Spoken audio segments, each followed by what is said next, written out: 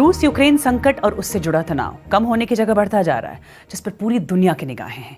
आरोप प्रत्यारोप के बीच सुलह के लिए राजनयिक कोशिशें भी जारी हैं, लेकिन फिलहाल उससे बात बनती नहीं दिख रही है। दिखाएंगे फ्रंटलाइन से खास रिपोर्ट कवर स्टोरी में।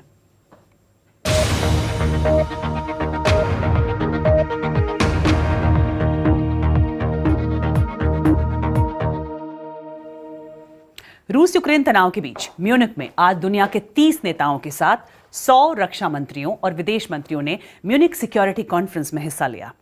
रूस और यूक्रेन का मुद्दा बातचीत के एजेंडे में छाया रहा, लेकिन रूसी विदेश मंत्री सर्गेई लावरोव इसमें शामिल नहीं हुए।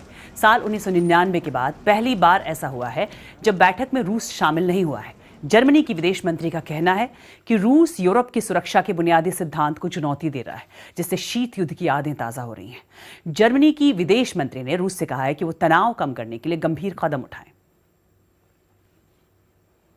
इस बीच रूसी राष्ट्रपति पुतिन ने बेलारूस के राष्ट्रपति अलेक्जेंडर लुकाशेंको से मुलाकात की।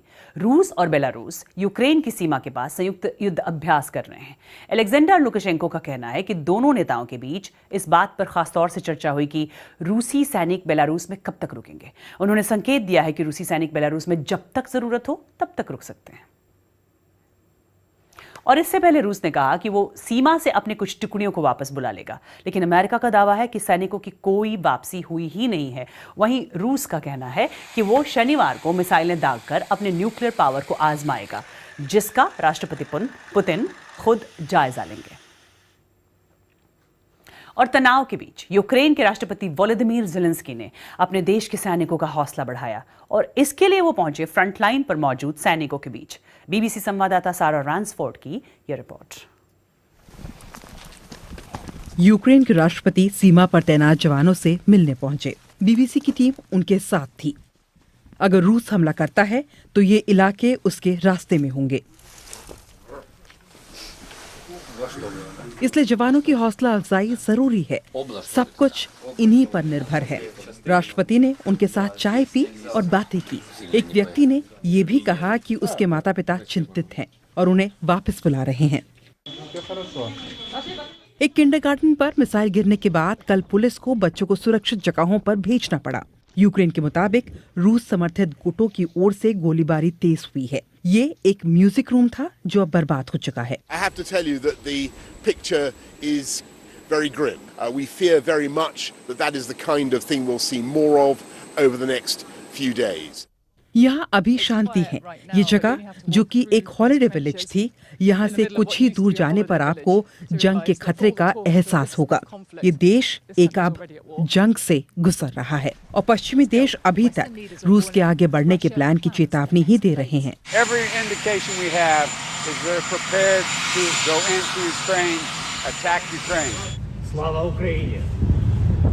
व्लादिमीर ज़ेलेंस्की ने नौसेना की भी तारीफ की। वो बहुत दबाव के बीच देश को संयमित रखने की कोशिश कर रहे हैं। दबाव उन लोगों का भी है जो इशारा कर रहे हैं कि यूक्रेन को रूस को रोकने के लिए समझौते करने होंगे। मैं जानना चाहती हूँ कि क्या यूक्रेन किसी भी हाल में नेटो से जुड़ने की महत्वाकांक्षा को छोड़ने के लिए तैयार है? ये कोई महत्वाकांक्षा नहीं है। हमने इस जंग की शुरुआत से अब तक करीब 15,000 लोगों को खो दिया है। ये कोई महत्वाकांक्षा नहीं है, बल्कि जिंदगी है हमारी, ताकि लोग वो कर पाएं जो वो चाहते हैं। ये नेटो के बारे में भी नहीं है, बल्कि लोगों के भविष्य के बारे में है। संयुक्त राष्ट्र में पिछली रात किसी भी गुट के पीछे हटने के संकेत नहीं मिले। रूस अभी भी कह रहा है कि नेटो से सीमा को खतरा है। हम सभी चीजों की विस्तार से जानकारी दे रहे हैं, क्योंकि हमें लगता है जो हमें पता है उसे दुनिया से साझा कर हम रूस पर जंग के रास्ते को छोड़ दूसरा रास्ता अपनाने का दबाव डाल सकते हैं, क्योंकि अभी भी समय है।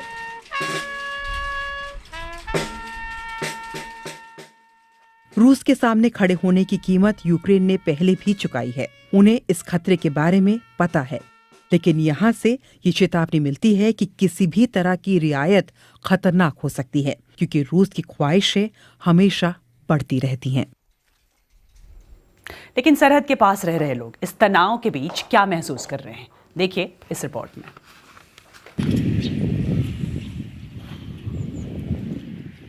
कुछ नहीं बदला, वही जंगल और उसके बाद वही दुश्मन।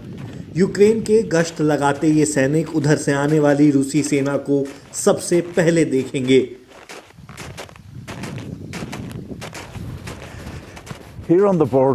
ये बॉर्डर है और रूस की सेना वहां पर है। ये मान लेना बेतुका है कि मामला निर्णायक रूप से खत्म हो गया है, बिल्कुल भी नहीं। ये बस एक तनाव भरे माहौल में एक छोटे से ब्रेक जैसा है। मेजर सरगई खोमेनको सीमा के पास शहर में पले बढ़े। सोवियत युग में इनके पिता ने काम किया था और अब रूस को यूक्रेन के बाहर रखने का जिम्मा इनका है। हम दक्षिण की ओर कीव की तरफ गए, उन लोगों की बात सुनने जो पिछले कुछ दिनों से तनाव में जी रहे हैं। ये है स्लव्यूटेक। सोवियत मॉडल पर बने इस शहर को पास में मौजूद चर्नोबिल में हुए हादसे के बाद 1986 में बनाया गया था। इस जगह पर वहां से बचाए गए वर्कर और उनके परिवारों को बसाया गया। और ये जानते हैं कि इस उठापटक के पीछे कौन कौन है। आप यहाँ किस साल में आए? 1989 में। बर्लिन की दीवार गिरने से ठीक पहले वेलेरी सुलीमोव और गेलिना सुलीमोव की शादी को 40 साल हो चुके हैं। वो यूक्रेन से हैं और उनकी पत्नी रूस से। ये बहुत बुरा है क्योंकि हमने बहुत से दोस्त खो दिए।